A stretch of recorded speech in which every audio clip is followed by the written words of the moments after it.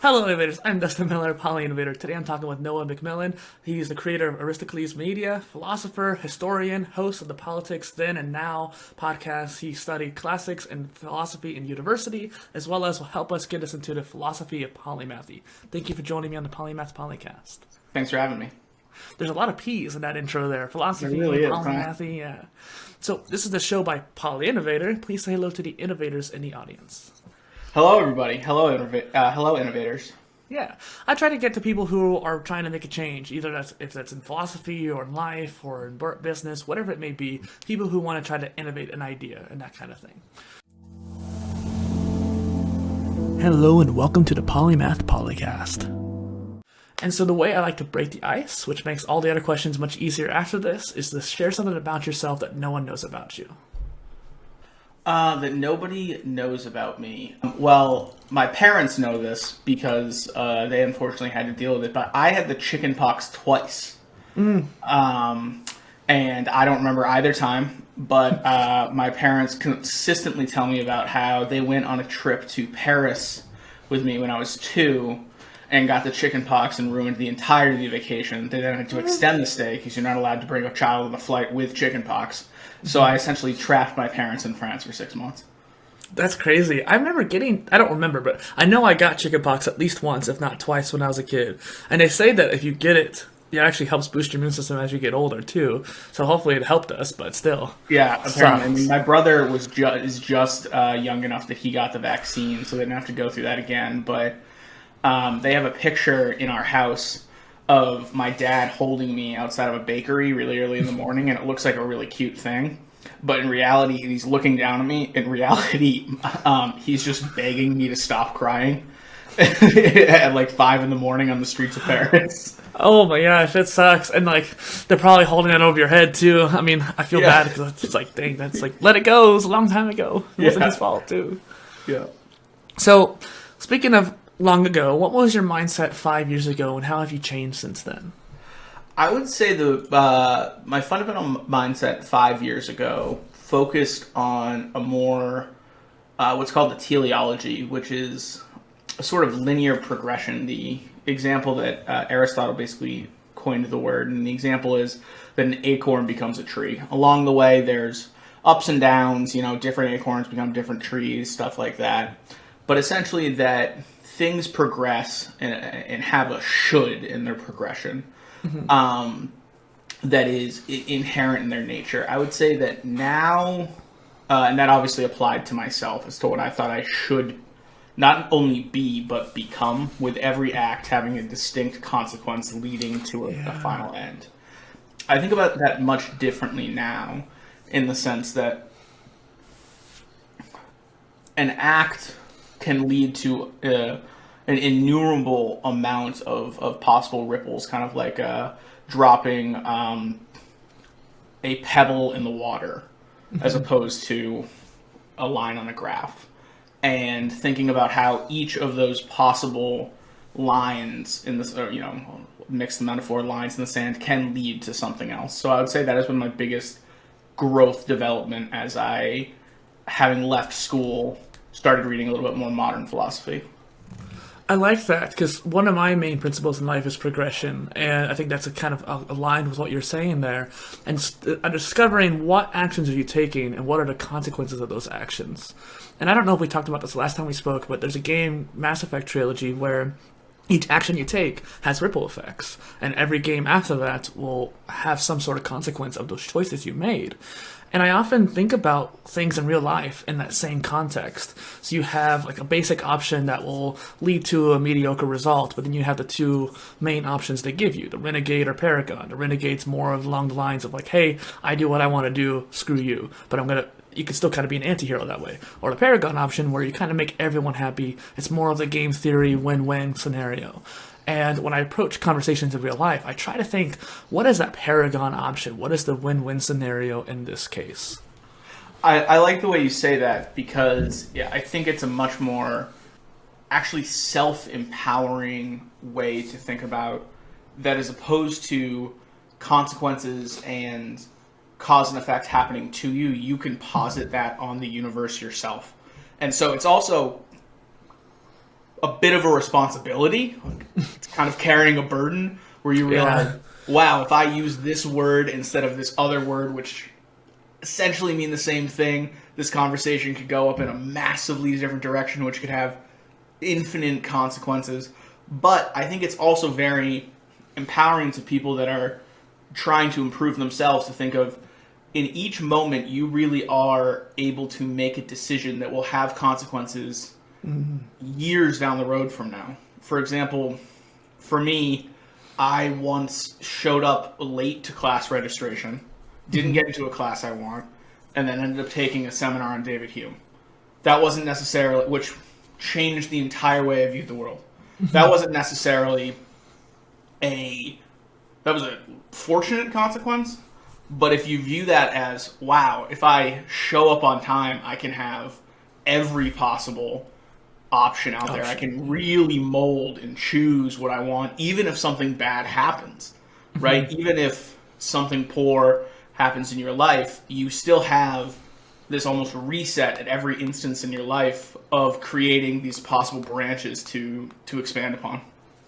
Well, that's interesting too, because it reminds me of when I first got my first job. It was like when I was 2 weeks before my 17th birthday, I became a lifeguard.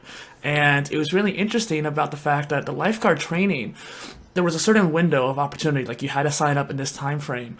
And I wasn't super responsible at the time. I didn't have the responsibility to go and do it myself. So I had to get a little bit of push from either my mom or my grandma. My mom didn't really push me, but my grandma did. And I'm like, oh, it's too late. And this is the day of the first training, and like we're going there in the morning of, super early. We talk to the supervisor there, like, hey, can we still sign up for this class? And they're like, well, if you hurry up and get over here, yeah, you can.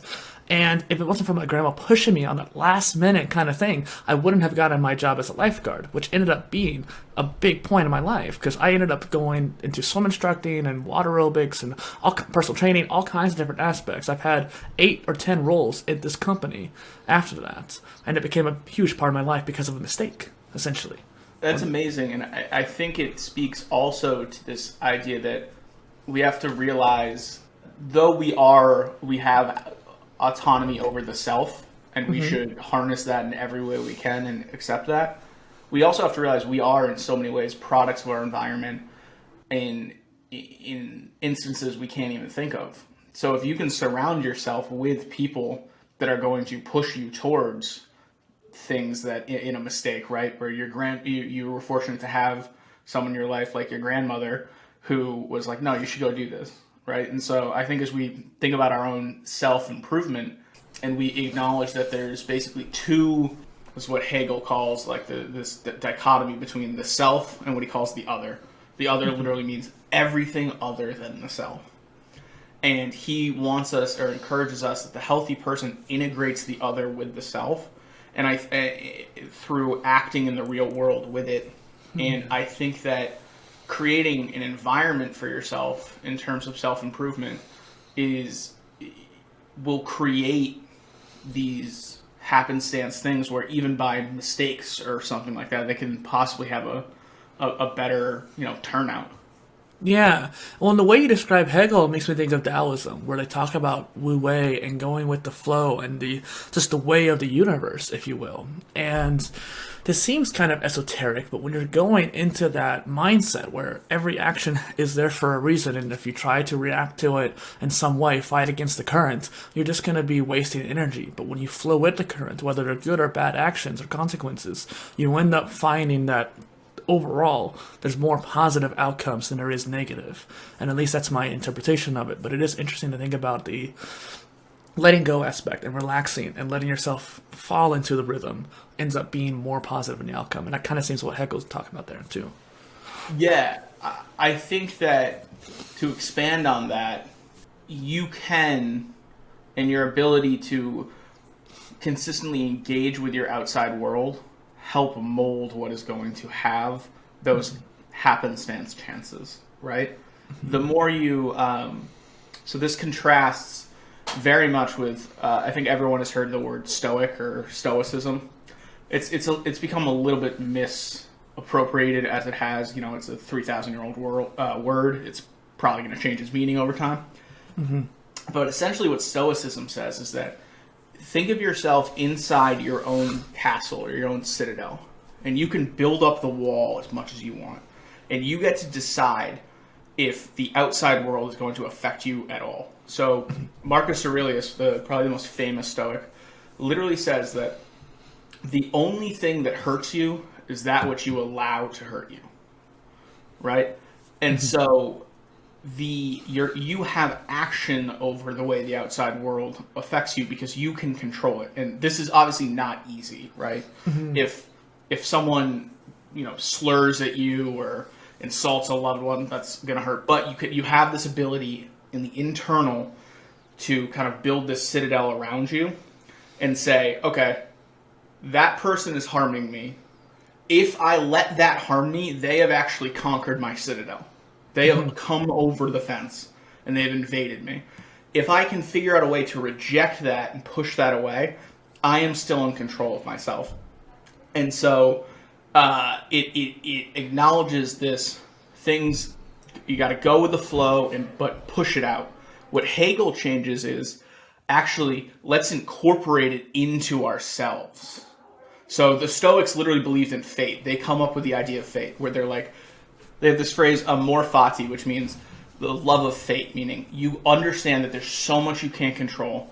And the Greeks and the Romans literally believed that there were if anyone's seen the Hercules animated movie where the muses or the fates are cutting the string, they thought that was happening. They're like, you can't control that, so you push it out. Hegel says, okay, let's accept that things are going to happen that you can't control. Whether or not they happen for a reason or not, almost doesn't matter. But if you incorporate them into yourself, into you, you're expanding yourself. And almost, if we go back to the citadel example, you're expanding your citadel. So if that person or that thing harms you and you interact with it and you overcome it, that's now a part of you. It's no longer the external. So going back to going with the flow, it's imagine the ability to embrace like the flow of a river and think about the self-empowerment that can have in a potential difficult conflict. It's almost like getting a water wheel and taking, like, you take that river and actually make it use for yourself, and you get power from it. I think that's a perfect example. That is fantastic. I'm actually kind of surprised. I've never heard of that example before. In terms of what Hegel is saying of incorporating the other, where here's this river that is running. It is otherwise an impediment to me. It is outside of my citadel. But I can act upon the outside world. I can make myself a part of the other, and now it provides me energy. Right? Yeah. And so if we think of, in terms of our self-improvement, the ability to try and incorporate general knowledge of the other and then act upon it, we are essentially building, a dam or a water wheel in a flowing river. Well, I like the way you're approaching Hegel, and I want to touch on Stoicism again real quick because it reminds me of Buddhism too. For some reason, each time I listen to someone talk about Stoicism, Buddhism comes to mind, and that was something I grew up with a lot more. And it seems like they're really similar, just the way they go about it is different.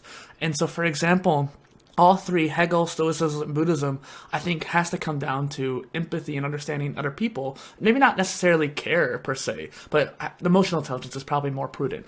Understanding the other person, understanding why they might do it. Because when you mentioned how Hegel goes about it, like understanding why did they do that, well, then I can understand that more and gives myself more power. And so you don't longer, in Stoicism sense, let it affect you because you understand why they're doing it. Maybe they're upset, maybe they're drunk, maybe they have just had someone lost a loved one. When you have that understanding of emotional intelligence, then it doesn't affect you. Your castle walls are stronger. You know that it shouldn't be piercing it.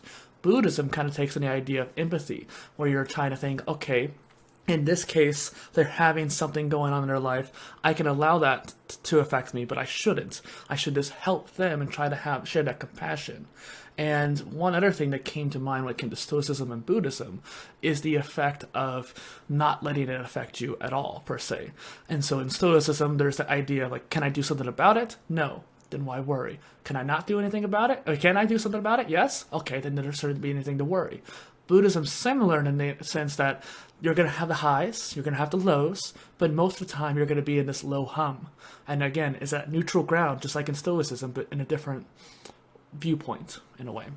Yeah, I like... that's a very interesting comparison. I will admit that my biggest blind spot is really much of Eastern thought, being a classics and a philosophy major. So much obviously is focused on the West, but I like this idea of this.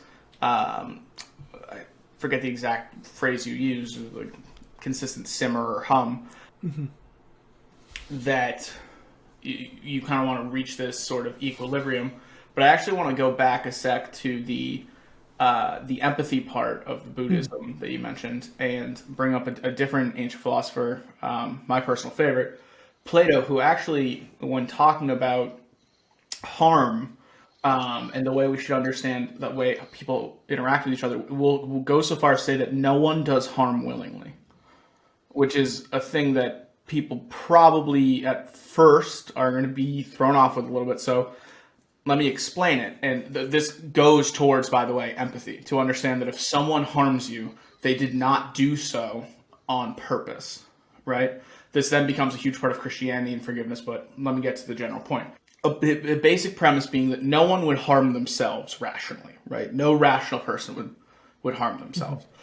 We can just see this in real life, in mental health. When teenagers are doing self-harm, we're like, well, they're clearly not acting rationally. I feel like it's an indisputable point. The quality of the community I live in, if it is harmed, then harms me, because I'm better off living in a higher quality community. So therefore, if I harm you, which is a part of my community, I've then harmed my community, thus harming me, which we've already agreed upon no one would willingly do. So when in my development in life, I've often, and it's hard to think about this, but when someone really pisses you off, but if you think about it, the extenuating circumstances of a cause of harm are the reason for it. No one would actively want to hurt you. And if you think about that, I think it really helps put you in that equilibrium of, if someone is a jerk to you on the road or something like that, you're like, oh, there must be a lot going on, right? Or even more intense things. And this is probably go to the hospital. Right, yeah. Exactly, yeah. More generally intense, like serious actions, like violent actions. That is not the act of a rational person. And I think most of us would agree that if someone is acting irrationally, they're not acting willingly. So that is something that I would pretty much that this actually then takes an interesting tangent that develops in Christianity with Augustine, that evil doesn't exist, which is something we can get into if you want. But the general idea being that when you view the world around you, it is very easy to find an inner peace where if someone harms you, you realize they're not doing that in order to harm me. There must be an internal hurt that doesn't make it okay or acceptable or like, who cares? I'm just, someone punches you in the face. You're not just like, oh, no, not a big deal. I don't care. But it is something that I think helps create this inner calm and inner peace of understanding that, no, this person wasn't intentionally trying to harm me. Right. Well, and it goes back to that inner peace, if you could stay calm. And I will say, too, you've mentioned that you've focused more on the Western side. You're still very young. You still probably have plenty of time in life to do the Eastern side if you'd like. I, personally, am 60% more Eastern and 40% more Western in my knowledge base. But I don't necessarily go super deep in many of them. So I understand when it comes to allocating time towards enough things. Yeah, I actually just recently started a blog series starting on the autobiography of Gandhi. So that's been my first entry into reading a book that has anything to do with the East that isn't Western centric, right? Yeah. It's not written about the East by someone from the West, right? I would also recommend a lot of books by the latest Dalai Lama. I grew up on one of his consciousness books, and the way he talks about science too, and there's a specific book I think would be really great. It's a balance of science and philosophy.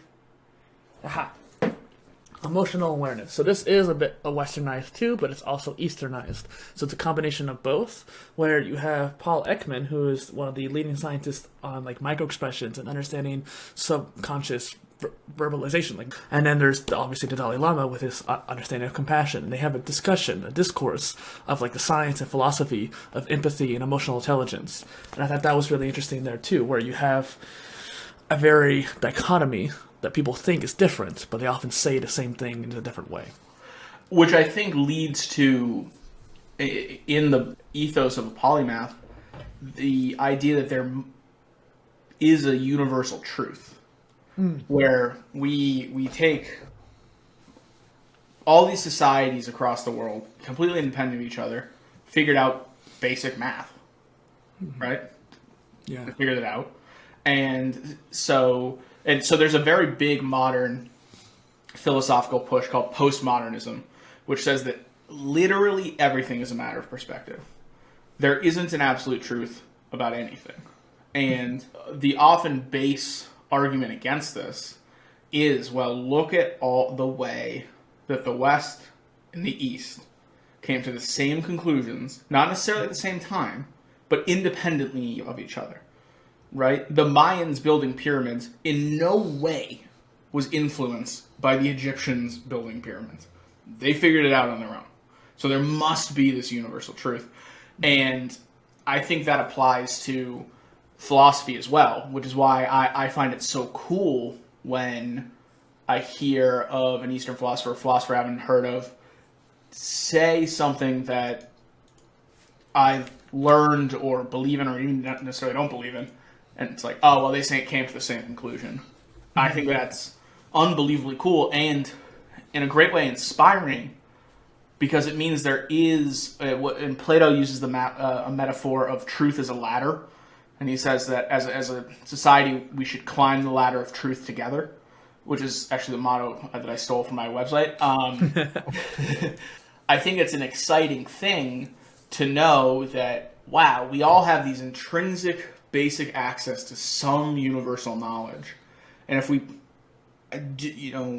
go through, again, to reference Plato, the dialectic of two people talking, climbing the ladder of truth together, we are inherently bettering ourselves.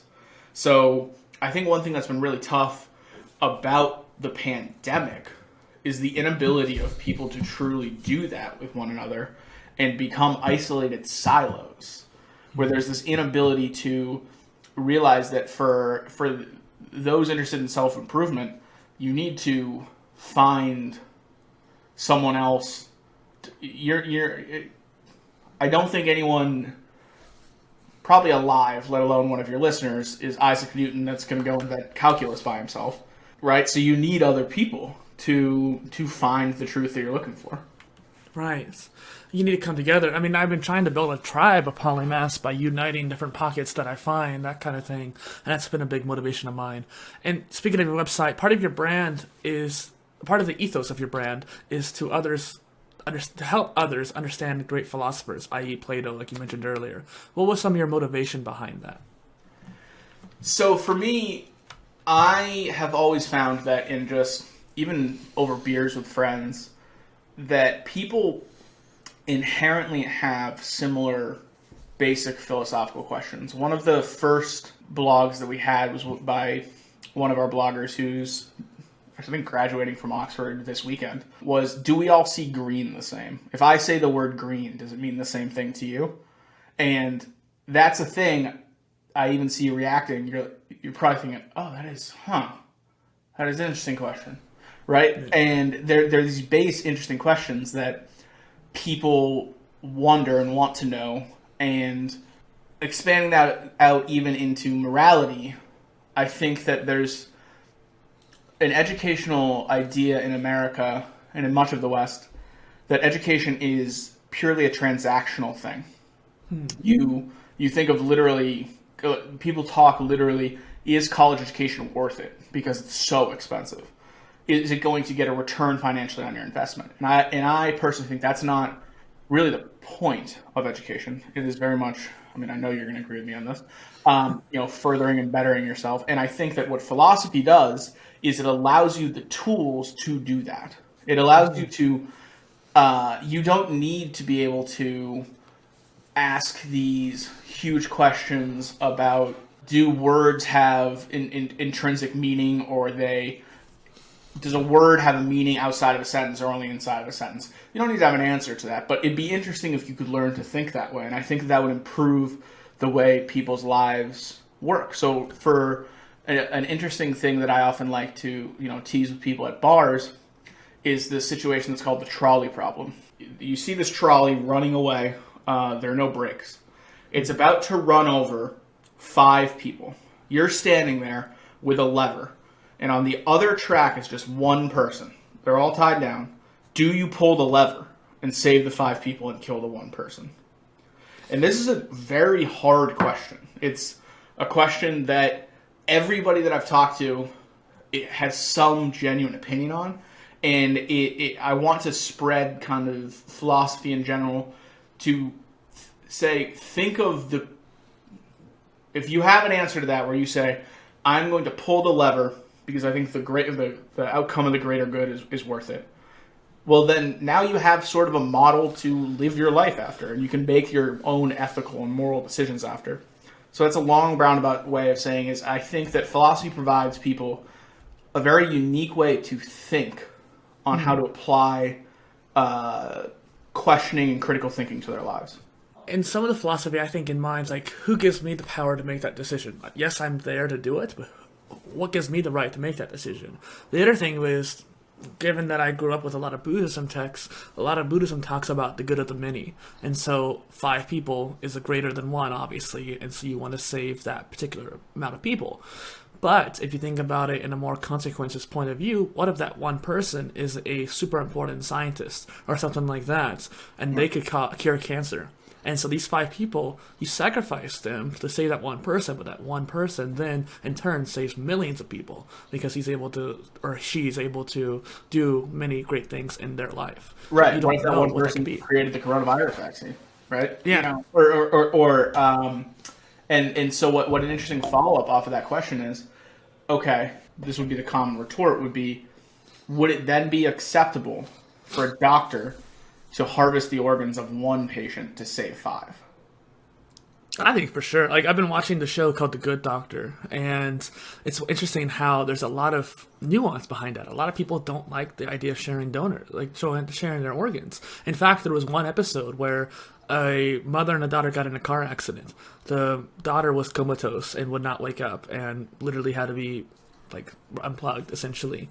And there was another girl who had an accident very young who had this disfigured face, and they wanted to harvest that girl's face to help this living girl. That's not just a heart or a liver, that is a very personal thing there.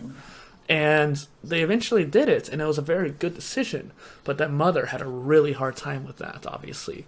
And so it is an interesting dynamic. It is. So medical ethics is another one that is fascinating about philosophy. But in the case of the trolley problem, I met this doctor is actually killing this person. So there's a patient that comes, you come in, you're looking 70-30 chance, but I could get 5-year organs. You're going to die, but I'm going to save these 5 people.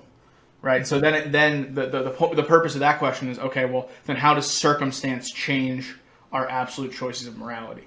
Right? When people say lying is wrong, is that true? If a crazy person gives you a gun and it's like, hey, can you watch this? And they come back and they're like, I just snorted a ton of crystal meth and I'm going to go kill someone. Do you have my gun? Is it morally right to be like, sure do, here it is? Right? Mm-hmm. These are the interesting questions that I think are worth applying to everyday life. Right. And this next question may be a little bit divergent from our topic here, but I'm curious about it. Maybe you'll be able to bridge it together. Can you go over the ideas of logos, ethos, and pathos? Perhaps that might link together. Yes. So logos, ethos, and pathos have become famous for the 3 branches of rhetoric, which interestingly ties into a broader part of rhetoric, which is called the tripartite, which, this is just a fun fact, listen to any good speech or any good argument, it always comes in threes. It always comes in threes. There's another big thing that a lot of people believe in that comes in threes, Christianity. Father, Son, Holy Spirit. So Augustine literally believed that was why. So anyway, that's divergent. So Nikola Tesla also was really obsessed with 3, 6, and 9, and it's like the magic. It's a very interesting sequence when it comes to nature, the spirals and whatnot. So I didn't know that. That's interesting. Yeah, but just if next time you're listening to a speech and you're like, "Wow, that was good," realize something was in threes, whether it's the order of the syllables or a list of threes or something, or there's a pattern of 3. So ethos essentially comes down to the reputation or the self of a thing. So, for example, earlier when you asked me about the ethos of my site, you were asking basically what does it stand for?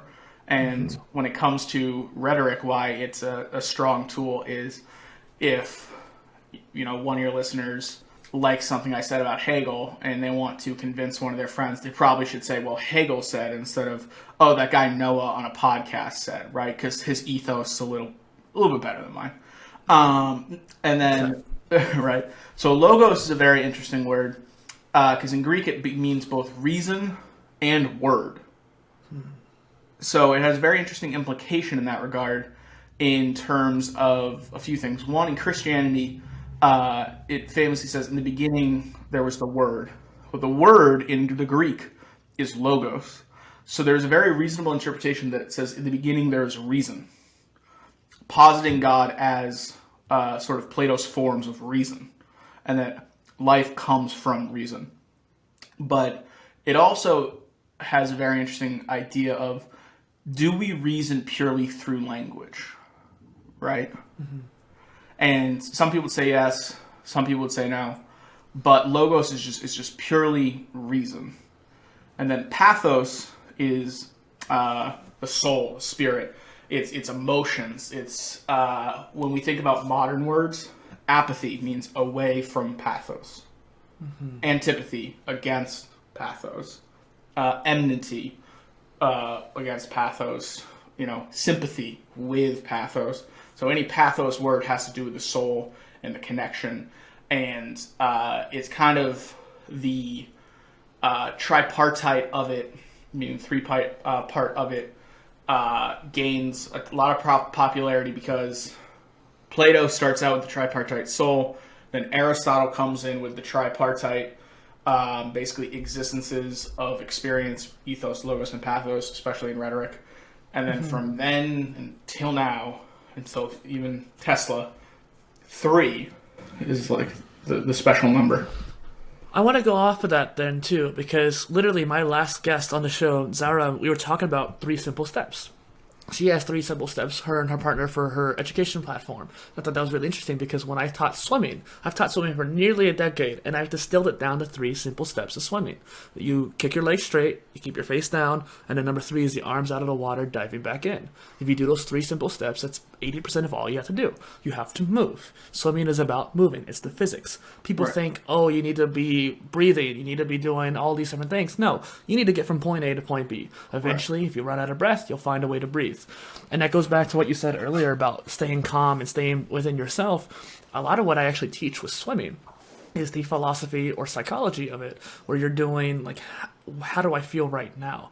Understanding the self, understanding like, why am I feeling this intense sensation in my body? Well, I need to breathe out. And oftentimes, breathing out will make you feel significantly better, and you can go farther as you swim. And that is like a very big, like 80-20 Pareto's principle kind of thing there, where most of the time it's at 3 simple steps. Eventually you get to the self. And once you get to that point, that's when you become a real swimmer, really. That's really interesting you say that. So my mom was a collegiate swimmer. For someone who like swims casually, I'd say I'm better than... I'm a decent swimmer for like a person. Like I can swim, I guess is what I'm saying. But I never swam competitively. But I remember when my mom, so I played football throughout college, and swimming is you obviously know, great low impact cardio workout. And so my mom was like, I was having some back issues, so she was like, all right, I'll teach you how to like really swim for cardio. And what became very interesting was I was getting tired too fast for what I knew my level of swimming was, because I was kind of freaking out, where I was like, Okay, now, because I never swam so much that I was tired. And so then having my face still under the water while my lungs were craving oxygen, I literally started, I didn't panic or anything, but I was like, all right, I gotta stop. My mom was like, no, you're fine. You just keep, like, you could just turn your head and you can breathe. Like, it's right there. And I think that's a really interesting thing you bring up. I will say too, first off, you were panicking, but like people think panic as in like some extreme notion. Panicking can be minimal. You were panicking because you wanted to change your situation, and that's normal. It is a physiological response. Right. And here's the secret that I talk about: is that you did not need to breathe in oxygen. It's not the oxygen that we need; it's the need to expel the CO2. The body starts responding to it. The muscles start responding to it. The brain starts responding to it. If you're on empty, you'll feel fine. And if you have oxygen, you'll feel great, obviously. But it's the getting rid of the CO2 that matters. If you just blew out underwater without even turning, you would feel better. That's really interesting. Yeah. And to the, just general breathing, this is a little bit of a tangent, but I think applies of understanding your breath, understanding what's physiologically happening as mindfulness becomes a very mainstream thing now in America, which is great. I started it during the pandemic, and it was, I had never been, I always thought that's not something I could do. It was awesome. I'm super glad I did it. Still not very good at it, but glad I did it. Nonetheless, what I found so interesting about it is that it, as much as it's about getting in touch with yourself and, getting in tune with your breathing and sort of emotional regulation, what I find so interesting is how it leaves you in a very clear state to make reasonable decisions, and how much our reasonable aspect of so Plato says we have three parts of our soul: reason, spirit, which is basically like emotions, and appetitive, which is exactly what it sounds like: sex, food, water, whatever. And that the just soul is balanced in that regard.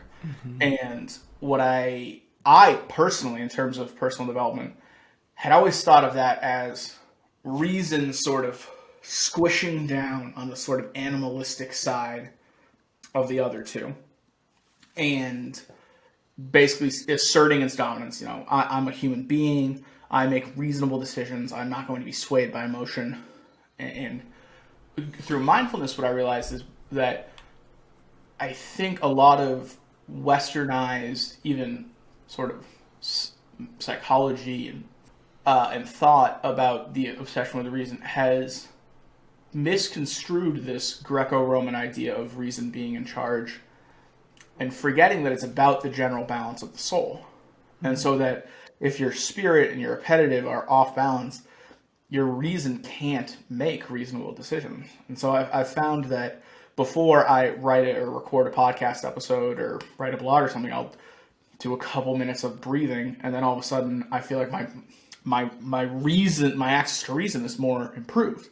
And it's I don't really have a final point of that, but it's just been an interesting self-discovery, sort of. I have a few points to go off of it, at least. I think the show, personally, going meta is probably the ethos of it, in a way. Like, I love when we go on tangents. In fact, we've only done 3 questions out of, like 20 here, and we're 40 minutes into the episode. So meta is part of the meat of the show. And when it comes to breathing is a very interesting dynamic. There's a lot of ways of going about it. You can meditate, you can do the box method, which is what a lot of Navy SEALs do. One thing that I saw a Navy SEAL training do is they'll tie their hands and feet, and you're in the deep water, about 9 or 8 feet or whatever it may be, and you're sinking down to the bottom, you're coming back up, you're sinking down to the bottom, you're coming back up. And from my understanding, they do it 50 or 100 times, and I think 100. And you're essentially having to stay calm the whole time, training your body to physically stay relaxed, despite the fact you cannot get oxygen until you control yourself to come back up. And you're not swimming, you're not overtly jumping off the ground, you are calmly pushing off and coming back up, going back down. I managed to do it 50 times one day, but then I lost my focus and got out of the calm state, and I had to stop. But I have only really tried it deeply that once or twice time. And the other point would be, I had an accident one day, and my mindfulness training, I feel my adrenaline kicking in, and I know that's going to put me in an overtly emotional state, and I would not be able to be logical. And so I did a box method breathing, allowing myself to calm my heart rate down at least a little bit. I probably should have done it more in retrospect, but I did it enough where the other person was panicking and saying random things and was actually incorrect factually. And I ended up winning the case because I knew that I was in the right, and I was able to logically look around and see what happened. Okay, I was in the right there. I established my duty of care. But it was interesting, this breathing. One more thing before I stop ranting is this, one of my old guests, Lance Fontenard, talks about a breathing method, the 1 minute breathing, where you literally take one breath in an entire minute. You're breathing in for 30 seconds and breathing out for 30 seconds, or maybe 40, 20. I haven't been able to do it yet, but he talks about this level of control and focus that allows. That's fascinating. Especially the story about the accident, where I really do think that it shows a fundamental misunderstanding of the way that emotions have been kind of Portrayed in a way? as it's sort of emotional versus reasonable, right? Mm-hmm. And that they're at this tension, right? As opposed so that someone is either emotional in a situation or reasonable in a situation. Whereas in for your accident, for example, your emotions were in check and thus your reason was able to do its job, which is what Plato literally defines justice as, which is in all the, because as you mentioned, most of my focus in philosophy was politics, so what's justice was a big question. Mm. He says justice is everything minding its own business and doing its job. So within your soul, it means your reason does the job of reason, your emotions do the job of your emotions, and your appetitive does the job of the appetitive. And in the exact situation you were in, I think that was an example of you being able to have balanced your soul in a way where each thing did its job. Mm-hmm. Your reason was not influenced by its panic because your spirit was able to tame your appetitive fear, and you were able to have this balanced soul. And then your reason was able to govern in kind, and it's not a tension. It's there's a part of us. Mm-hmm. Well, and it's interesting because I agree with your analysis of how that happened. I actually think the way you logically approached that was accurate, but I disagree with Plato's approach to the balance. My personal philosophy in life is balance. I don't know where that stemmed from per se, but ever since I was young, I always wanted to make things equal, whether it was symmetry, whether that was just making sure that I was taking a balanced approach to my actions. And eventually I came up with this idea of the 4 pillars philosophy, which is just based off of what you just mentioned there with Plato's philosophy, or the 4 areas of yoga, or other aspects of philosophies around the world. They all kind of have a similar mentality. The 4 major aspects of life: the mind, body, spirit, and emotions. And a lot of people actually combine the last 2 together, but I think they're separate. And I think for one, spirituality doesn't have to be religious context. It could also, in my view, is the balance between the conscious and subconscious mind, which could be you could say the higher conscious and the reptilian brain, something like that, where you're talking about how that logic takes over the more primitive primal instincts. But there's also some philosophies I've noticed around the world where they talked about using the sexual energy as a drive for success, not fulfilling it as a reproductive measure, but taking that testosterone that you get from the sexual energy and using it as a fuel to actually be successful in life. Or taking the drive of anger, I feel angry at this. Well, I can use this anger to go work out, and taking a natural approach to understanding the primal brain. I would say that Plato, this is probably on me for explaining it poorly, Plato would say that taking those emotions and being able to harness them towards one of those ends is everything doing its own job. Mm-hmm. If you, so certainly you two would disagree on the general idea of balance. I also, it's funny that we were talking about the 3 when you said normally people combine those into 2, and I was like, probably because 3 sounds better than 4. Yeah. Anyway, what I think that Plato would often say, or would say, is that if you are driven by a certain rage of some sort, right, and able to then funnel that into a productive workout or something, that means that your soul was in balance. Because if not, then your rage would have taken out and, like, I don't know, getting drunk in a drunk bar fight or something like that. Yeah, whatever it may be, but a bad consequence, if you will, like Right. we're talking about. So I think he would say that is each thing minding its own business, because I think, or I know he references examples like this, that an example of things not minding their own business is when someone gets mad and then uses their God-given ability. This is basically what he says is what's dangerous about people, is that when, like, a snake gets mad, it's going to bite something, right? When a person gets mad, it also has this unparalleled capacity to make logical decisions.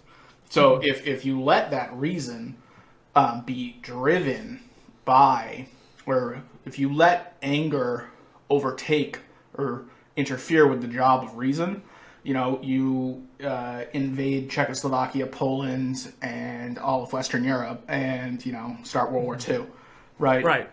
So I think that evil logic, in a way, if you were to say evil as just a descriptor in this case. Yeah, I mean, again, Plato wouldn't. Yeah, he wouldn't necessarily use that term. Yeah, I would agree that. I mean, Rousseau very much talks about that. The incredible danger of people is that that balance if people can find a certain level of reason in their rage, it's unbelievably dangerous.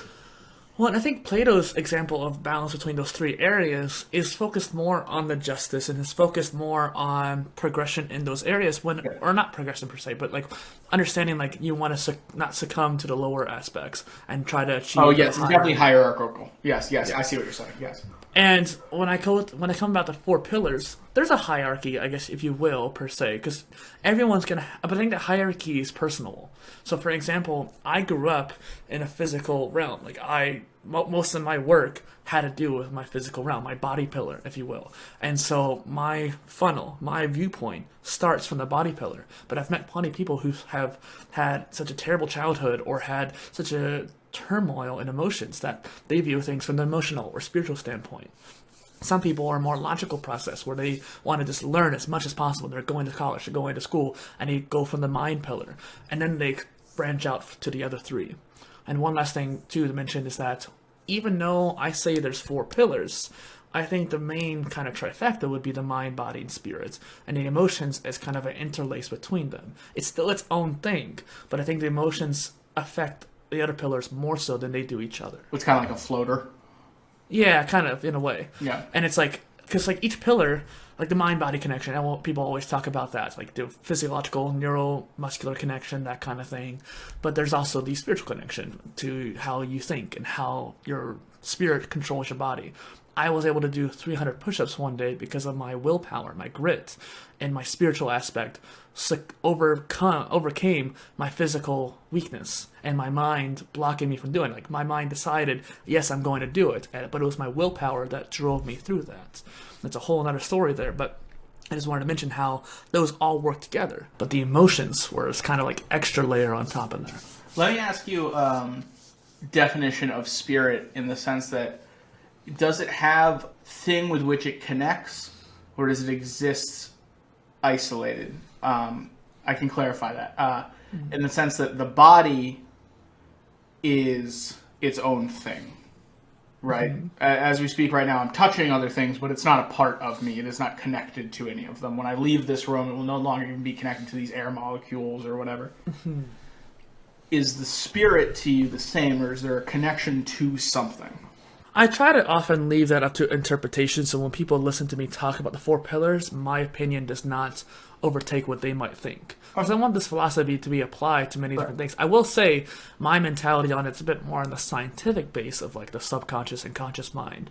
But there is this idea of the Atman, or the Holy Spirit within you, with various different religions around the world, and just having that God spirit, or the one consciousness. And one person could take that idea of the Atman or one consciousness and apply it to the spirit pillar. And I think that is a very applicable use case in that way. Yeah, that's which could mean that it's yeah. Okay.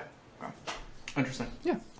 Well, and so something you mentioned the last time we spoke is that constantly improving is a new thought. And so could you go over that and elaborate it a bit? Yes. So constantly improving is a thought from the Enlightenment era, which If people forget exactly when that was, it's the 16th, 17th, 18th century, which was an era where scientific advancement was moving at an unprecedented level, and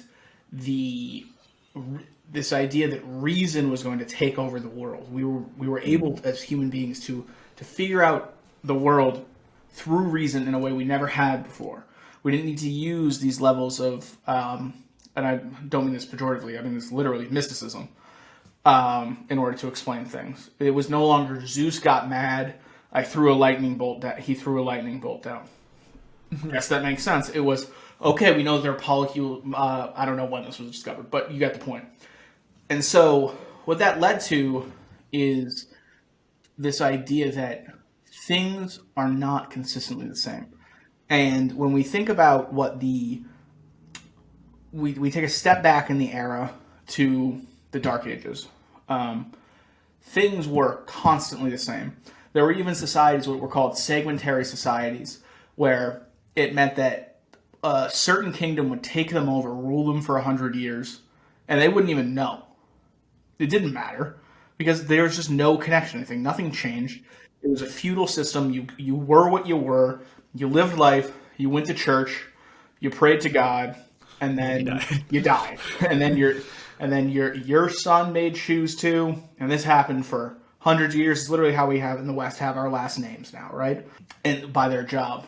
And then so even before that, when we get to the Greco-Roman world, improvement was just about glory. It was about this, it was an end destination of being eternally remembered, like Achilles when he says, I'd rather live a short life and be remembered forever than a long one, which mission accomplished. And that was not about, I'm trying to get better. That was, I'm reaching this goal. Rome is conquering the world to attain eternal glory. Mm-hmm. This idea that things are going to get better comes through the Enlightenment. And it comes through this general societal view. Capitalism is a big part of it. And I think that it is a great thing and a very dangerous thing because, as Rousseau will point out, so Rousseau famously comes along and is now one of the most famous Enlightenment thinkers. He literally says the Enlightenment's a bad idea. We shouldn't do this. It's unnatural. I did a podcast on him about how I think if he came back to life and saw modern America, he would just have a heart attack and die. Like the mere fact that we could be this connected, this materially obsessed, this obsessed with money and wealth and just doing things to keep doing them. He was like, well, this is where this is going to lead us. Because this is what he's called greedy men and now women or just people are going to get this thirst for wealth and they're going to think that's improvement. And so what this new idea of self-improvement in the Enlightenment through reason and through experience in the world, as it funneled societally through capitalism, became very little about the self, right?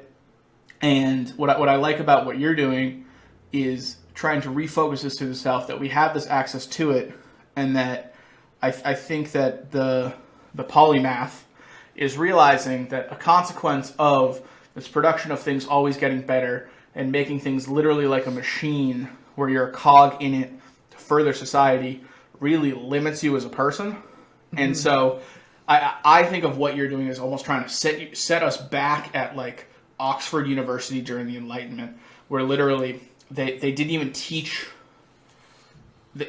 like science was just called philosophy. It was just natural philosophy. Like Isaac Newton was a philosopher. Mm-hmm. He died considering himself a philosopher. But as capitalism progressed and individualization of labor progressed, and to be fair, what we knew in each field progressed, so there had to be more specialization. We had to become more specialized individuals. So, ironically, as self-improvement started in the Enlightenment, it is then now, in late-stage capitalism, narrowed to know this one thing, where the whole idea of it was, we're going to create a society so free that we can learn everything, because we're gonna have this so much economic freedom that we can like just look up at the stars at night and try to figure stuff out, and then we'll have our food ready for us because someone will have made it, and then they'll go to school. So it's, yeah. Okay, first off, let's just say that there's a change in society needed, for one. Right. I think we can establish that. But especially when it comes to old ways of thinking and new ways of thinking, I think there's something we can do about that. But it's interesting to think about when it comes to polymathy or generalists, is that we've only had this idea of specialists for about 100 years. Like, sure, people did their specialties, but they also did other things. Like, blacksmiths still also had hobbies outside of their work. Granted, back then, probably not as in depth as like my hobbies might be today. Like, I have a hobby of doing graphics design, and I'll go really deep into that, or a hobby of playing video games. These are very deep hobbies, versus back then, hobbies might have been light. But the idea of specialism came about in the Second Industrial Revolution, where we had to be cogs in the wheel, like you said. And I think specialists are needed in society. Like, we can establish that, like, they are needed in some shape or form. But there was a study that came out in the Max Planck Institute of Technology where they talked about how generalists are the reason why Homo sapiens are still around. When you look at the history of hominins on the planet, there was a lot of like Neanderthals and Homo erectus. Why did they die out, but we survived?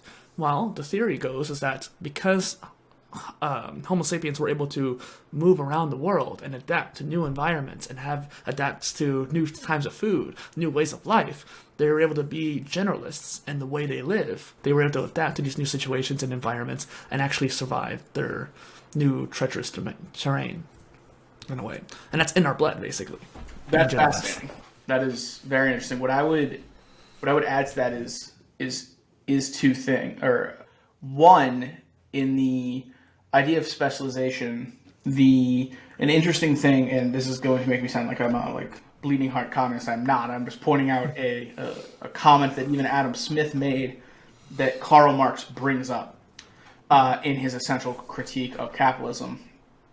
Adam Smith's idea of specialization of labor, his famous thing is the way that someone could put together a pen and how efficiently someone could do that. And then that would give them so much free time to then go do other things. And he thought that what was called in the ancient times civic republicanism, meaning that there was like a civic pride in a republic, would then be given so much freedom and be replaced really by education. So he thought the specialization would give people the liberty to have a ton of free time and hobbies. The Industrial Revolution, and he says, the only downside to potentially with capitalism is that it'll ruin individual self-worth, because you'll just be putting that one cap on the pen constantly. But because you'll do that for, 5 hours a day, you'll have a ton of money to do whatever you want with the rest of your time. So you would obviously make that trade, right? And then another interesting thing he says is, he also says this will potentially be avoided, and this is where the famous phrase, the invisible hand, actually comes in, where he says globalism will be avoided because countries, through what he says, as if being pushed by an invisible hand, will want to protect the individuality of their people. Then Adam Smith dies. Soon after, the Industrial Revolution hits, as you pointed out. And then Karl Marx comes along and says, this is exactly what happened. We have ripped the individuality away from every person. And I find it very interesting the way you bring up that scientific study, because I'm sure Marx would have loved to have had that in writing it, and saying that his whole thing was, this is unnatural. Human beings have by nature, want to have self-expression. They want to have freedom. They want to have all these things. And the Industrial Revolution, right, when Adam Smith is writing, you can only work until like sundown, and then you're at candlelight. Right, like there wasn't this. Yeah. You couldn't work 20 hours in a coal mine or something like that. And so what I'm getting to is, this later leads to this book. I'm blanking on the name. It's by this philosopher named Ernest Gellner, who writes about that the goal of society, liberal society, meaning free society, should be to create what he calls modular man, where no man's identity is in one thing, but is like a big piece of furniture that fits into different pieces. And he takes out and uses each one at his choosing in order to fulfill what he desires at the time. And says that what a problem with late-stage capitalism has created is that society has instead of the man becoming the piece of furniture, and him having access to each piece, society is it, and each piece is a man. Right? And so he points out that in certain societies, like Sweden, for example, there is much more freedom, and people really free associate more than we do here. So I'm from Boston. We're not known as like the friendliest folk, to be fair. But if you were to go to a place like in Sweden, there are a ton of like youth clubs and things like that. Your identity is not defined by what you do. And an example he gives is if you go into a bar there and ask someone, what do you do? If I were to ask anyone in America that, their first response is, my job. In a place like Sweden, at least in the 70s when he's writing this book, people would be like, oh, I like to play hockey. Right? Because they're not... They would be very divergent. Would be very divergent. And it says that, interestingly enough, to go onto the other side of repressive communism, part of the reason that the Soviet Union or the Russian Federation failed was that they had no concept of their own modularity. They had no concept of free association. So as Putin is rising, and there are people, and these groups are like, these other countries like make these groups to stop them. They're like, well, we don't know how to do that. So because they've never free associated, they never really had choices. So I think that the confluence of late stage capitalism and the cultural really obsession with wealth and influence has made us the chair of society, the piece of furniture with a ton more pieces, but with way fewer people who themselves are their own modular piece. Well, please send me information on the modular man. I'd like to learn more about it. Yeah. And I think, too, it's interesting, ironically thinking that I've talked to a lot of Swedish people over the years, whether it's on the show or not, and there's no concept of polymath or multi-potentialite and language over there in Swedish. And so, like, if someone said, like, a Swedish person I've talked to who identifies as a multi-potentialite or generalist, and I try to say that to someone there, it just doesn't make any sense. Like, there's just no context for that, despite the fact in society it is very open when it comes to that, which I think is interesting. That is really interesting. I don't know. I mean, he uses the whole peninsula really as his essential model for what like a true free society is, but I didn't know if you had a point on that or not. I just thought I'd share it with you because I thought it was curious. Yeah. One thing I wanted to touch on before we end up getting to some of the other questions here is that before PolyInnovator, before this current endeavor, I created the United Living Construct, which I made to be like a hub of innovation, whether it was online or in the future, a city, a seastead, or something like that. And the idea behind it was to encourage polymathy, people who were doing multiple different things. But the reason why it existed was to help build self-development and create world unity through that self-development. You start with the individual and teach them how to build themselves up, and they'll eventually do it themselves, and then eventually society itself builds up, communities build up, and then the whole world builds up over time, just building it from the ground up. And that was the idea. What are your thoughts on that? I think that is an awesome idea. I think that there are a lot of overlooking the fact that, like North Korea is not letting you in. So, there's some countries you're just not going to be a part of. I think what the greatest obstacle yet value of that would be roadblocks in cultural exchange. Right? That as we, because as both you and I sit here thinking ourselves as generalists and proud of it, there are so many things of which we are ignorant. And so as Michel Foucault has this, he's like the basically most famous postmodernist.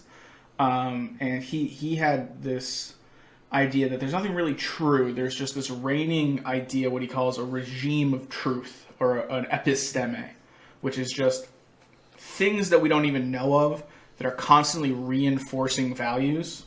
So he would say that, like, he literally compares society to a jail where everyone's watching each other, where even like medicine is reinforcing the values of society, where it's like, well, he's not saying it's right or wrong, but he's like, medicine makes clear, like, you shouldn't use cocaine, right? Or, like, you shouldn't inject heroin, right? There are all these, like, barriers that are pushing back constantly that we're completely ignorant of that create the reality we're in. And what I think would be so interesting about your idea is it would essentially take all of the different blueprints and push them into one and create its own, if that makes sense. That was the idea, yeah. Yeah, and I don't know that that's really... I have no idea what that would look like. I think that's incredibly cool. I don't know what that would look like in terms of...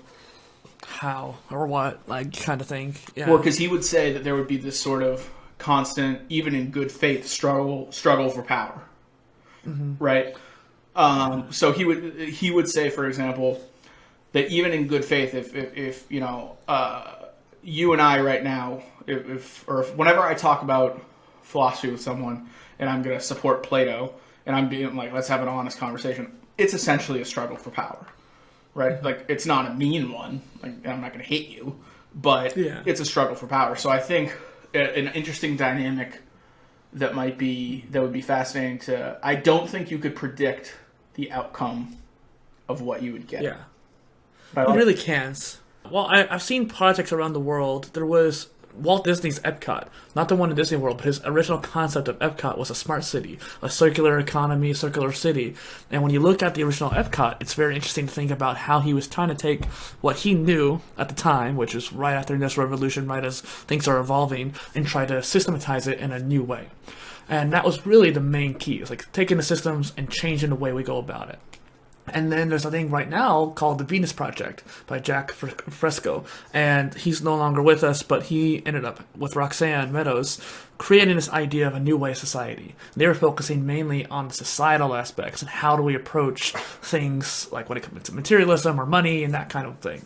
And so there's different projects around the world that are kind of going about that. Seasteading, for example, is trying to take a almost anti-government approach and having the freedom to do things. So I think there's a way to combine all those. That'd be key. Taking a polymathic approach. Yeah. So what I was going to say, what's interesting though about polymathy and freedom or any generally exclusive thing is that at some point it must reject something, right? Because you literally can't accept it. It's a little bit. Now when people talk about, radical acceptance, well, in general, and like societal progress, well, that's not actually going to happen because you're going to have to reject the people that don't radically accept. So becomes a paradox of inclusion. So where would, in your ideal situation here, what are you excluding? Right, because something has to be taken out. I assume you're not going to invite in like the scholastics. Yeah, I mean, it's interesting. I mean, I can't necessarily say that for sure just yet what it would be, but it makes me think of a game called Brink, where they created a city that was meant to lead the world and basically be like the hub of happiness and innovation and alignment. And they had to exclude people. Right. And eventually, like, there was a society formed around the smart city, like, literally physically around it. And so there was these outcasts in the main, like, technologically advanced society. And they had to fight it out for dominance, essentially. That's pretty interesting. Yeah. It did poorly as a game, but, like, it was still interesting as a concept. No, that's a really interesting concept for a game, yeah. Because it is true. You have to push something to the side. And that's not even bad. It's just...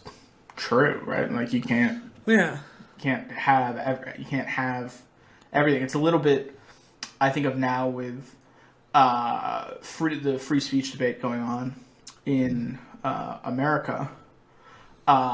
The question that people will have of, well, isn't this a slippery slope if you can't say this? Yeah, that's what laws are. Like laws are excluding things, and there will be consequences to it that we don't foresee, but that doesn't make it wrong. I'm not even advocating for what the policy should be. Yeah, but you're staying neutral. I'm just saying completely neutrally when someone says, well, I find so interesting in modern day politics whenever someone doesn't like something, they say, oh, that's a slippery slope because that could lead to this. Well, yeah, that's But will it? yeah. Or is that a risk it's worth taking? It's very interesting how people get very long-sighted when it's something they don't like, but very short-sighted when it's something they do. This isn't a political podcast, so I'm not going to take it that way. But I would say that we find in our current society, and this is a criticism that the Soviet Union made of us, China now makes of us, is that we're obsessed with the now. And we are by necessity in a democracy. And it's by design. You know, if you elect a president for 4 years, he's got to make some short-term decisions to get reelected. If you Congress for 2 years, you got to make a lot of short-term decisions. And I think in a lot of ways that permeates our entire society, where we're very short-sighted about a lot of things. Well, in the last guest I was talking to, too, we talked about, like, the idea of go, go, go and the hustle culture and that kind of thing, and there needs time for rest. You need to think of things in a longer picture. Like, after you get into a high state of output, you have to rest or even do input state, too, like learning more and that kind of thing. And before we go too much on a tangent, too, maybe next time we could talk about society and smart cities and the future of society. That'd be really cool. Because that'd be cool. But something I ask all my guests is, what is a polymath to you? And feel free to get meta on that, because I want this to be juicy. A polymath, to me, is more about, is less of an act and more of a process, if that makes sense. I don't think that there is no one who's not going to see something, a random fun fact about, I don't know, space, and not say, oh, that's kind of cool. That doesn't make, and people get down YouTube wormholes or something like that. I don't think that makes one a polymath. I think what makes one a polymath, and I'm going to go back, of course, again to Plato here, is this consistent pursuit of the truth with a humility to understand that you do not have the ability to constrain it. So you are forced almost, there's a humility that must come at the face of wanting to integrate all of these things, because it's acknowledging inherently that knowing a certain field isn't knowing enough. And I think the true polymath knows what they do not know. As Plato, Socrates famously said, that he's wise because he knows that he knows nothing. I think of that as a polymath. I really love that. I think it's interesting, too, because a lot of people see, like, hey, I'm a polymath, or hey, I want to become a polymath, and they see ego. They think, oh, so you're better than me because you're doing multiple specialties. Right. And so that's something that's a topic that has come up a lot when it comes to either on the show or off the show, about, like, I see polymathy as like a label, as a way of like just expressing oneself. Like, this is how I identify myself and how I can explain myself, as a tool, as explaining, or like saying like, hey, this is the way I think. Because I think some of it is naturalistic. Some people are naturally more polymaths, whereas other people are more artificially made polymaths, which is totally okay too. Totally. But I think that the humility of it is a very important aspect, because sometimes it is, well, most of the time it is, where like I know nothing about these areas, and that's why I want to do all these different things, so I can learn about all those different things and become more. Absolutely, and I really do think that it is a constant acknowledgement that, to bring back the ladder of truth metaphor, that you're never going to get to the top. I think that the specialist mindset actually is one that often thinks, oh, I've arrived at, and going back to the Adam Smith, putting the cap on the pen, all set, that's all I need to know.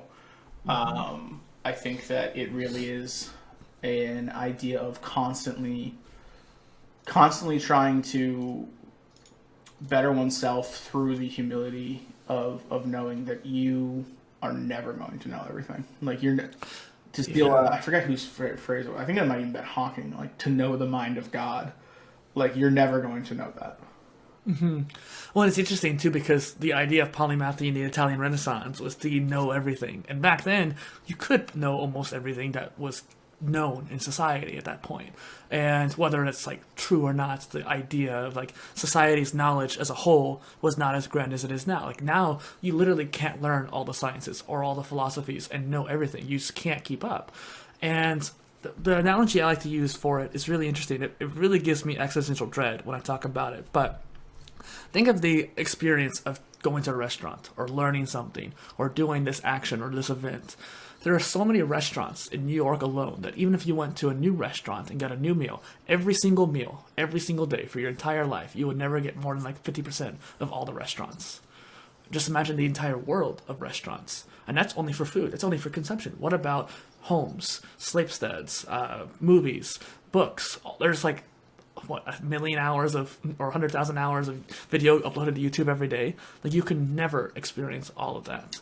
And I think that's interesting. I actually, to take that example, quite literally apply it. So if for anyone who's never been to Boston, our quote unquote Little Italy is called the North End, and it's awesome. If you ever come to Boston, must go. Literally just walk around and just go in a restaurant. Doesn't matter. It's going to be awesome. It's a super fun experience. That's just my Boston pitch. That's cool. So yes, my brother and I, we have literally done this, where we have a list of every restaurant in the North End, and we just randomly go to them and just cross them off a list. So we've only been to a couple twice where, a really, really fancy one where, bring a girlfriend out on a nice date or something. But most of the time we don't go to another one. And we will never complete this task because restaurants close, reopen, we'll never, let alone even getting down to the dishes. Like I always get the same thing. I always get fettuccine Alfredo because I want to like get a little comparison. I will never complete this task. And it's a simultaneous feeling of excitement and a little bit overwhelming. And that's just about, eating Italian food. So when it comes to like knowledge of the universe, but I find it personally, I think it would be less exciting if you could know everything. Yeah. Because it'd be one of the things where, first off, I've come across people where I try to talk to people about things, and because of my deep level of knowledge and let's say content marketing, I become very opinionated, and I'll share my knowledge, and most people will be very open to that. Like, hey, you know a tool that can help me? Great. Yeah. Give it to me, and I would be happy to listen.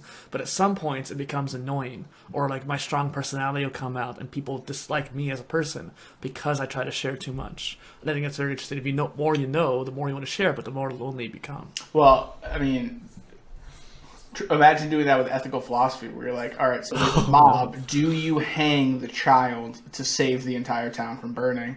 And then you're on a date, and the girl looks at you like, I don't want to answer this question. I'm like, it's easy. I mean, it's not. You're not actually hanging the child, and then she doesn't like you. So yeah, I get what you're saying. Yeah.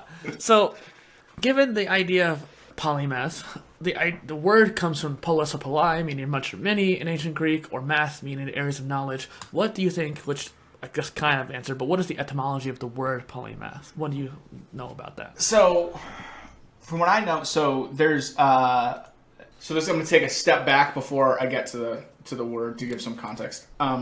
So in the ancient Greek world, the areas of study we have now just simply did not exist, right? You were not a biologist or a mathematician. Everyone knows Pythagoras, the Pythagorean theorem. He was a philosopher. If you wanted to learn things, you were a philosopher. It means lover of wisdom, lover of knowledge, right? And within philosophers, there was people who, like Pythagoras, got really into what we would call math and algebra and stuff like that. And then there were people like Plato and Socrates who got into ethics and politics and stuff like that. And then came along Aristotle, who I would call the first true polymath, where he essentially takes all of these things and says, how do they apply to each other together? And so from what I generally understand the idea of a polymath to be, in the etymological sense, practically, would be one who took, so Aristotle, I'll use him for a specific example, I mentioned what a teleology was earlier on, the acorn analogy. He uses that to explain how societies developed. So he uses his knowledge, his empirical knowledge of how a tree grows, and then says, okay, I can actually now compare this to how societies grew. They must have started in small little towns, then farming villages, then the polis must have existed. So to me, that is essentially what it would go back to. I would say that really Aristotle's the OG polymath. Interesting. Because it's polymath, when a lot of people hear the word, they think of the Italian Renaissance, Yeah. ironically. But I've talked to Italians, there's actually a word in Italian for polymath. And there's like sprezzatura, which is kind of like divergent interest. There's also like multipotentiale, which is multipotentialite, someone with potential to do many things. But there's no polymath. And if you go to like the Latin roots, you can say polymathica or something like that. You can create a word for it, but there's not an actual word for it. When it comes to Greek, a lot of people don't realize Aristotle would be a polymath. Nikola Tesla or Steve Jobs and Elon Musk, people who we might not normally associate with that word. There's these ideas of just how someone lives, and Aristotle was a prime example ages ago. I like that. Absolutely. I think, too, in our modern existence, the great irony of Aristotle being the polymath is he's the one who basically... He wrote a book just called Biology, where it was just him observing how plants works. So all of our current specialization fields are because of him. Even though he was the so that kind of backfired, but that's what you get for being a world class. Actually, genius. What's interesting is that like you make a good point where he's only really known for like one thing in a way, even though he's known for a lot of things for really, but most people think of one thing. Something one of my early guests mentioned to me that I still personally hate, like I don't like this concept, but I think he's totally right, is that you gotta come with terms that people are only gonna remember you for one thing. What do people remember Leonardo da Vinci for? Painting. Yes, he was a painter, but he invented a helicopter. He invented a parachute. He invented an underwater suit to breathe under. He invented the first smart city. Like, he designed one of the first smart cities where the water would funnel in a certain way. He designed war machines, tanks, like all kinds of stuff. And he was also a sculptor. He also could do bronze casting, I guess, too, or something like that. And it's just amazing how much I'll challenge that a little bit. It's correct. Don't get me wrong, and it's correct even for me. So for example, when I talk with the girl at Oxford, her name's Harriet, when we talk about philosophy, to her, Aristotle means something completely different, because to me, I'm like, oh, Aristotle's a political guy. She's like, no, ethics, right? It's just like personal experience. But I would say that you have to come to grips with that in general, yeah, he'll be known for one thing, but to those who know, that's what matters. And those who know, we're talking right now about how I don't think Aristotle would care much that if people... So my dog's name is Socrates, and people will sometimes accidentally call him Plato or Aristotle. And they're like, it's just, the Greek philosopher. I don't think that he would care about people who just know him as the Greek philosopher. I think he cares about people who know him as, the first polymath. So I think for Da Vinci... I don't know how fragile his ego was. Yeah, you come to grips with that, but I also think you have so little control over it. Like, it's a little bit of off topic, but Alexander the Great. I'm sorry to put you on the spot, but it's for an example. What do you know about him? Well, I know that he was known as... Oh, crap. I know a lot actually about him. I remember him talking to... What's his name? Oh, give me a second. Diogenes. Yep. Where Diogenes is talking about how, like, he doesn't care about who someone is or something like that. When Alexander the Great came up to him and it was like standing over him trying to get wisdom out of him, Diogenes was like, hey, can you move out of my sunlight because you're in my way. The other great line is I might have just cut you off, but I'll finish it, where Alexander goes, if I weren't Alexander, I would be Diogenes, and he goes, yeah, I too would be Diogenes. But so the reason I bring up Alexander the Great, though, is think about how many people across so many different cultures and societies are named Alex. It's because of him. Yeah. The next time you meet someone named Alex, ask them, when was Alexander the Great alive? Not what did he do, just when was he alive? And I promise you, this will be a thing that people probably don't like you for, but it's an interesting thing where when it comes to legacies, and especially for the obsessions with the Greeks and their legacies, is I have a friend named Alexander who quite literally thought he lived in like the 1200s. I was like, nope, right? Like, no, he didn't. It's BC. Right. Yeah. And so it becomes absolutely amazing to think that there's only so much that we can control about our afterlife or our legacy in our afterlife. And the guy's name is literally the Great. Everyone's named after him. People don't really remember who he is.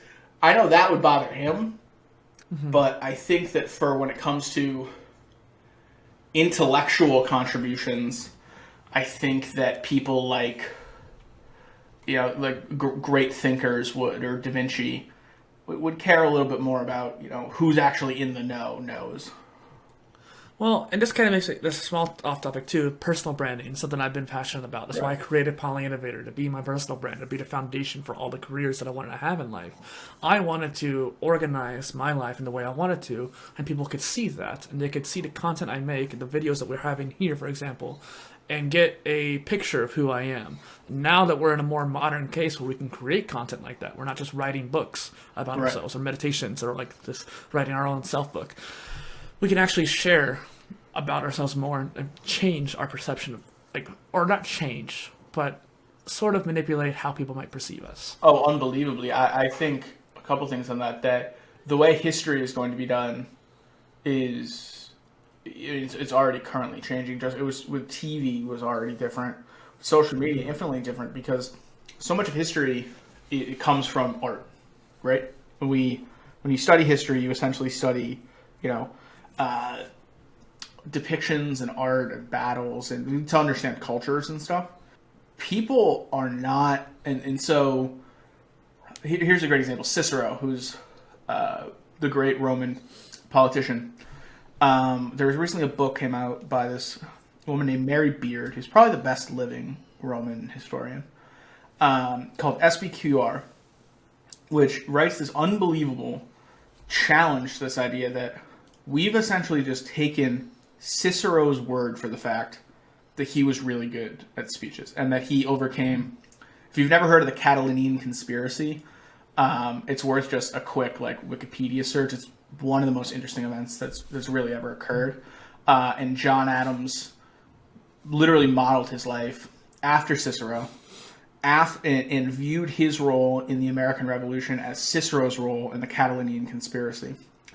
And so she writes this book, and she says, we know more about the Romans now than the Romans know about themselves.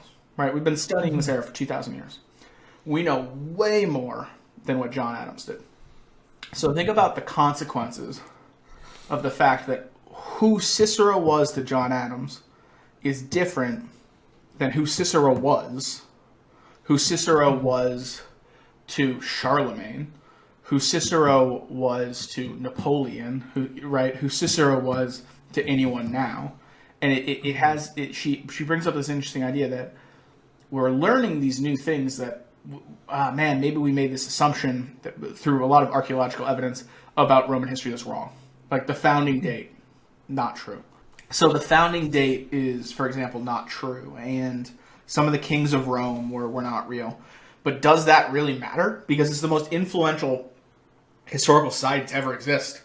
America is founded off of it. It's almost this weird thing where what people thought was true is way more important than figuring out what was actually true. And so what I think is interesting about now is I don't think that's going to be possible anymore. Everyone's going to know who every historical figure really was. And so we're not going to have, future generations are not going to have the unsullied heroes that the past had. Where to John Adams, Cicero was the peak of virtue. We know now, I'm still a huge Cicero fan, but we know now that's not necessarily true. There's going to be no one who's unsullied by the consequences of of social media and Yeah. TV. It's interesting to think about. To you, why is Plato one of the best out of the three? Or the best, in So your I opinion? think Plato's the best philosopher ever for a few reasons. One, he essentially defines what philosophy is. Before Plato, philosophy really was the natural philosophy and trying to figure out things. And Plato was the first to ever ask questions, real questions about morality, government, what is justice, what is virtue, what is honor, right? Mm-hmm. These are unprecedented questions that never go away. There's a philosopher in the 19th century named Alfred North Whitehead, who says that all of Western thought is merely a footnote to Plato. That there is no realm of philosophy that he did not, in some way, was the prime mover on, that everyone had to respond to. Even Aristotle. Aristotle is constant. There was recently a poll put out to the, I don't know, like top Western philosophy professors in the world of. They do it every year or every 5 years of who's the best most important philosopher ever, and it often flip flops between Plato and Aristotle. And someone I saw one of the voters comment, Aristotle's most important works are they just consistently mention Plato, right? They're just in response to Plato. How could he be more important? And so I think that his ability to change philosophy and really revolutionize the game. I call him like the Babe Ruth of philosophy, where it existed for a little bit before him, much like baseball did. Most people don't know any of those players. He came on the scene, did the equivalent of what Babe Ruth did, where he hit more home runs than some teams, and is still the best to have ever done it. And the reason I say still the best to have ever done it is his influence. Like, there are still Neoplatonists now that are like, you're categorized as a Neoplatonist. That has not died. And that's his broader work. And then in the more nitty gritty, he's actually a good writer, which is very rare in philosophy. I love Hegel. I would suggest getting a summary of Hegel's works. It is brutal to read. His books are fun. They're I wouldn't say fun, but they're interesting to read. They're dramas because they're these dialogues. There's action, inaction. And I also think, most importantly, he sets up through Socratic questioning the way to properly view the world, of consistently questioning premises, the principle of non-contradiction, and coming to conclusions through syllogistic reasoning, a syllogism being two premises equals a conclusion, meaning the most famous one being all men are mortal, all men are Greek, all Greeks are mortal, right? So that type of thinking we think of as, oh, that's obvious. But it wasn't. It's now obvious because of him. And so to me, the fact that his overwhelming influence and not to mention his influence in Christianity through Augustine, to me, just his momentous impact, whether or not people agree with him or not, I think it's hard to dispute or claim anyone was better. Well, and it's interesting, too, to think about how common sense of the now, it was philosophy in the ancient times a lot of the time. Yeah. And then Plato also lost Socrates at a young age, which left him in a saddened state. And I wanted to ask you, too, what does this tell us of mentorship in people? How might we continue our lives without our mentor if theirs get cut short? Well, I think the greatest honor that you could do is become the greatest philosopher to ever live and make your mentor the main character in all of your dialogues. I don't think any of us are realistically going to do that.